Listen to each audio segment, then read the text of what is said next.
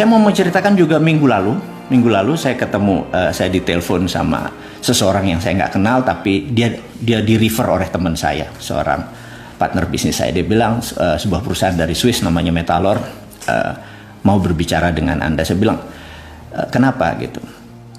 Jadi dia bilang kami lagi mencari tambang di Indonesia, tapi bukan mau beli tambangnya, tapi mau membeli mineralnya. Terus akhirnya kita melakukan Zoom talking, kita berbicara melalui Zoom, satu dari Switzerland, di Swiss, yang satu dari Singapura. Dan kesempatan itu saya bertanya karena saya bilang, Anda udah berapa lama di Singapura? Udah cukup lama, tapi setahun ini kami mempunyai mini refinery. Saya bilang, refinery seperti apa? Pemurnian seperti apa? Ada elektrolisis, ada segala macam. Ada anoda, katoda, segala macam.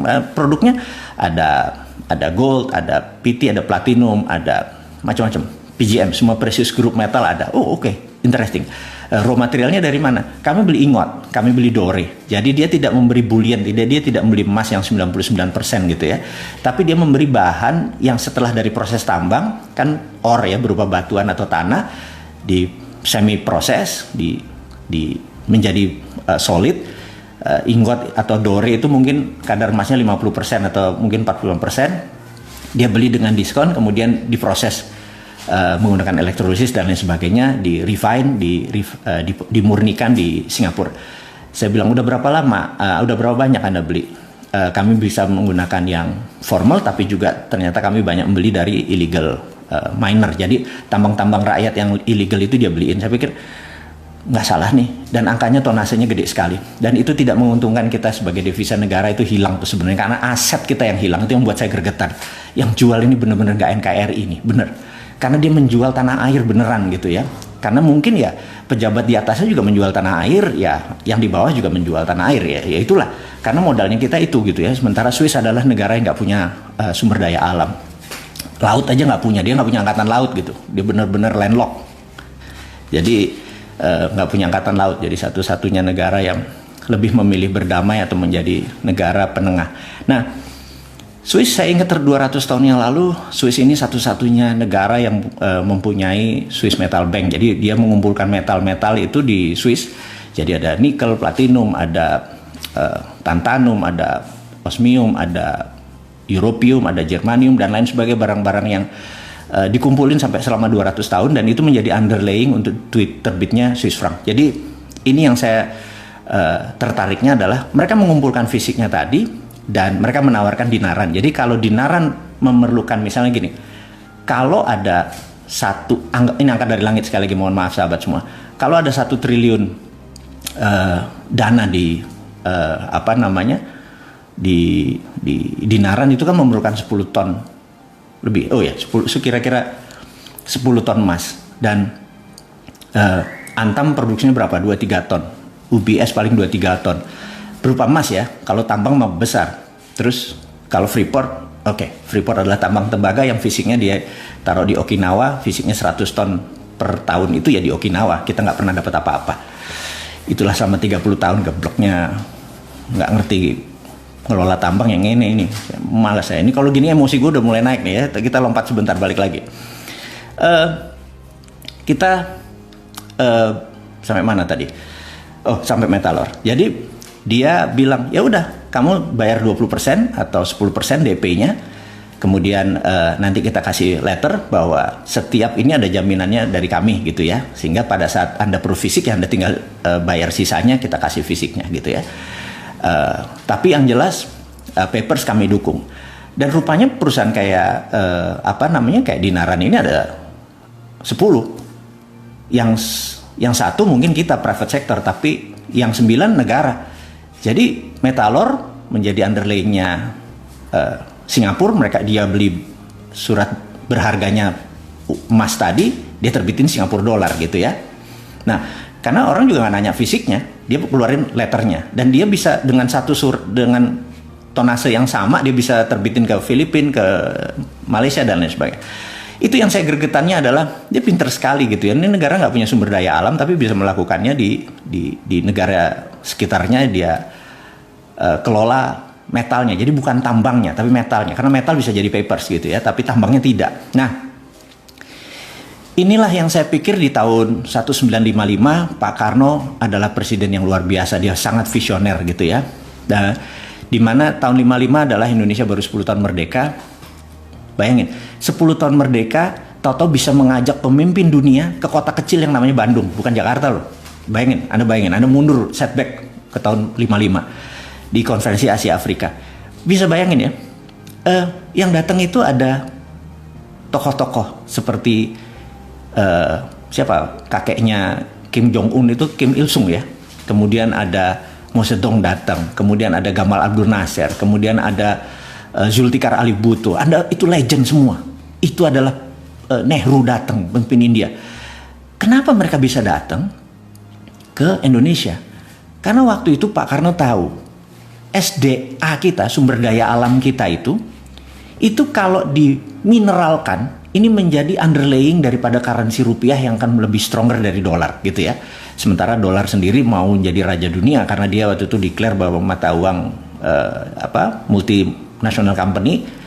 multinational currency adalah dolar. Baru 10 tahun di challenge sama Indonesia. Oke, itu saya nggak detail kan karena CIA tugasnya adalah akhirnya 10 tahun kemudian CIA termasuk yang mendesain sampai tahun 65 Pak Karno di kudeta atau dilengserkan. Nah, kenapa saya menggunakan kata CIA? Saya cukup waktu di markas tersebut di Langley di Virginia. Jadi kalau teman-teman suka nonton film Hollywood, kalau kameranya dari atas, terus ada Central Intelligence Agency gitu ya, ada kayak anggap stiker lah, terus orang jalan gitu ya, itu kamera dari atas. Tapi kalau kita masuk, dia ada yang puteran itu, pintu puter itu begitu masuk, yang kita lihat bukan yang ada di bawah itu, tapi yang ada di tembok di atas itu. Nah, tembok di atas itu ada sebuah kredo. Kredo inilah yang Anda tahu bahwa itu adalah tugasnya CIA. Jadi kalau kita ngelihat ke bawah ya tulisan Central Intelligence Agency, tapi kalau kita ngelihat ke atas ada sebuah kredo. Anda tahu kredo itu bacaannya apa? Bacaannya adalah protect dolar. Jadi tugas CIA 1 di seluruh dunia ini adalah protect dolar. Itu tulisannya, protect dolar. Jadi teman-teman semua bahwa nggak gampang Anda menjadi ingin mengalahkan negara yang dikuasai yang punya 800 pangkalan militer, dari yang mulai fisik yang besar seperti di Subic di Filipina sampai yang sekedar safe house yang ada di Indonesia juga ada kali beberapa, kemudian di seluruh negara dunia ada safe house di mana mereka pasukan yang kecil tapi elit, mereka bisa melihat ini mau kemana arahnya sebuah negara. Mereka punya pasukan seperti itu, dan di sini tidak memungkinkan Indonesia menggunakan sistem yang nakal gitu ya. Tapi sekali lagi saya suka mengingatkan pemerintah, ini mumpung Cina sama Amerika lagi perang, yuk kita terbitin rupiah pakai underlayingnya sumber daya alam gitu ya.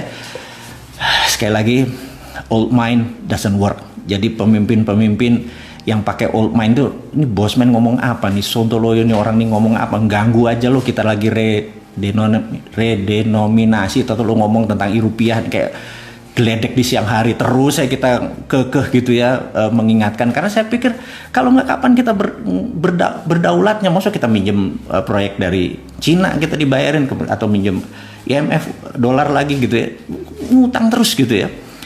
Itu kalau bansos sekarang diubah jadi banpres, bantuan presiden 31 triliun. Sementara kalau hutang negara, kalau bantuan presiden harusnya dibalik bos. Bantuan negara, hutang presiden gitu. Itu baru jantan gitu ya. Nanti kalau kita jadi pemimpin, kita ingatkan siapapun itu, kalau kita mengutang ya kita bilang ya hutang presiden. Jadi akhir jabatan ya hutang tersebut harus lunas gitu kan. Janganlah dibawa ke pemerintah berikutnya. Jadi ya jantan lah, ngutang sekian ya lunasi di akhir jabatan gitu ya. Oke. Dan kalau bantuan ya bantuan negara atau bantuan pemerintah, jangan bantuan individu, bantuan menteri gitu, atau bantuan, janganlah, jabatan jangan dibawa-bawa lah. Oke. Kita akan masuk ke, setelah memaki-maki, memarah-marah, menggeser-geser otak teman-teman, kita harus kasih solusi. Nah, ini yang seru nih. Kita harus tetap kasih solusi. Kita kan bernegara ala Bosman, bernegara ala milenial yang nanti ya Harus ada solusi. Solusinya gimana? Begini, saat ini hal yang paling menyebalkan adalah sistemnya namanya pre-accounting. Pre-accounting, nah ini istilah baru lagi. Pre-accounting itu misalnya gini, sebelum kita melakukan sesuatu kita harus pre sebelumnya. Contoh, kalau kita mau buat rumah kita harus punya IMB, benar nggak? Itu sistem itu adalah pre-accounting, di mana sistem itu adalah sistem penjajah, gitu ya. Kalau kita mau buat kosmetik, kita mau buat apa lagi? Jamu, itu harus BP POM, harus ada izinnya. Mau buat pupuk, itu harus pokoknya segala macam tuh ada izinnya dulu. Apa yang terjadi kalau 2 tahun izinnya nggak keluar? Sering sekali. Dan apa yang terjadi? Kita kalah uluran terus. Nah, saya ke depan, saya pengen mengusulkan ke negara, kalau Anda benar-benar mencintai bangsa ini, negara ini, dan benar-benar NKRI garis lurus, saya tantang, mana NKRI mumpung, wahai pejabat, gitu ya. Gimana kalau kita ke depan kita lakukan namanya post accounting. Post accounting nih gini, misalnya dia mau buat pabrik kosmetik untuk pemutih, untuk membuat body butter, apapun itulah, banyak sekali, atau sabun gitu ya, yang untuk kecantikan. Kemudian ya udah dia izin, buat aja, nggak usah pakai izin. Begitu barangnya sudah jadi, kan ada standarnya, dikasih tahu bahwa kadar ininya harus sekian, nggak ada merkurinya, nggak ada ini, nggak ada ini, nggak ada ini, gini. Pokoknya kalau ditangkap sama BP POM itu ternyata mengandung hal-hal yang berbahaya, apa yang dilakukan? Yang dilakukan adalah kasih SP3. Begitu ketangkap sekali lagi tutup pabriknya, gitu ya. Nah, sehingga kita itu apa-apa tuh di belakang, gitu ya. Jadi sertifikat halal segala macam itu nggak usah pakai sertifikat di awal. Semua ini saya kadang-kadang bingung. Harusnya ada sertifikat haram yang ada, bukan sertifikat halal. Karena yang saya tahu seluruh hal di dunia ini kata Allah itu halal, kecuali yang Allah haramkan. Jadi kenapa ada sertifikat halal? Harusnya sertifikat halal, sertifikatnya sertifikat haram, sehingga nggak semua perusahaan harus buang-buang izin gitu loh. Itu kalau benar-benar mau yang namanya bukan pre-accounting tapi post-accounting. Nah, kalau Anda mau buat pabrik, mau buat pabrik mobil, pabrik motor, tenaga listrik segala macam, udahlah sikat aja, udah nggak pakai izin gitu ya.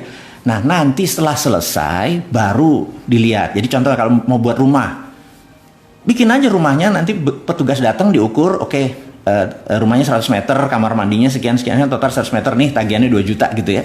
Daripada kita sebelum bangun tuh rumah nyiapin 2 juta sampai 6 bulan baru kelar itu IMB-nya segala macam, kapan dagangnya gitu loh.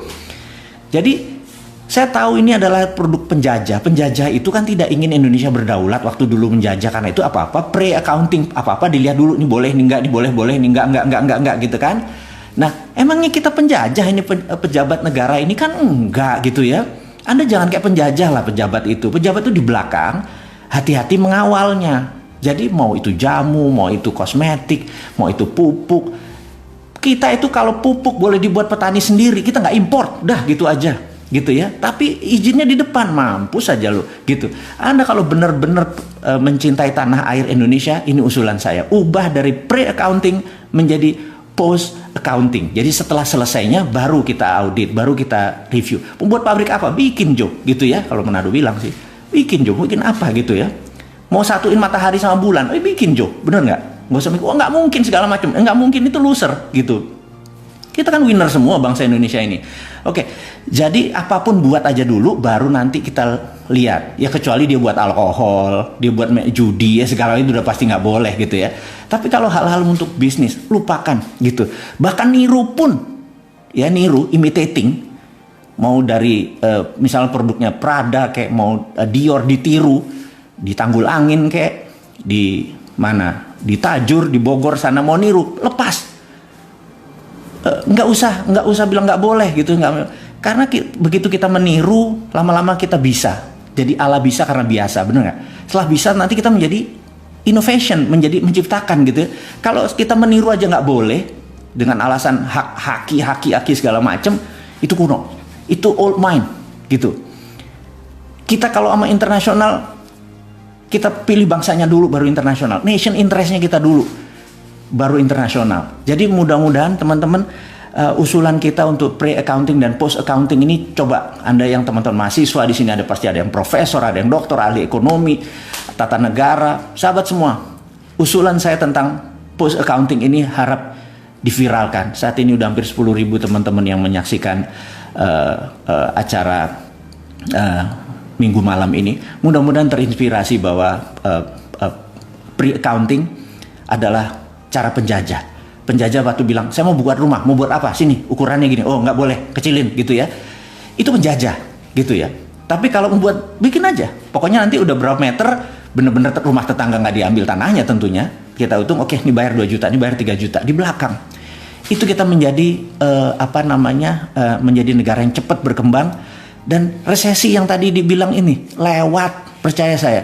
Saya kalau ketemu teman-teman di pedesaan segala macam, mereka bisa buat pupuk, mereka buat pakan ternak, mereka bisa buat pakan ikan, semuanya luar biasa. Tapi begitu mereka mau komersial, mereka bilang ini harus ada BPOM lah, izin inilah, sertifikat itu yang saya bilang sak. Dan gak ada satupun yang teriak seperti saya bilang saya yang pertama dia teriak. Bahwa itu penjajah kalau Anda lakukan, itu namanya pre-accounting. Saat ini kalau mau menjadi negara berdaulat, kita lakukan yang namanya post-accounting. Teman-teman, mudah-mudahan Anda nggak ikut senewenan seperti saya hari ini gitu ya. Saya menganggap gampang kok menyelesaikan masalah bangsa ini adalah tidak bergantung pada negara lain atau uang negara lain. Beri aja masyarakat itu kedaulatan. Mereka boleh melakukan apapun selama tidak membuat barang itu membunuh orang. Dan terima kasih buat waktunya. Saya mudah-mudahan apa yang diinformasikan hari ini berfaedah buat Anda semua. Semoga hari Anda minggu depan menjadi bermanfaat. Anda sukses dengan apa yang diinginkan. Ada cita-cita ingin menjadi tentara di angkatan laut, di angkatan udara, ingin menjadi pegawai negeri, apapun yang Anda cita-citakan, ingin berbisnis, ingin mencari modal, ingin mencari marketplace, apapun. Saya doakan Anda semua sukses.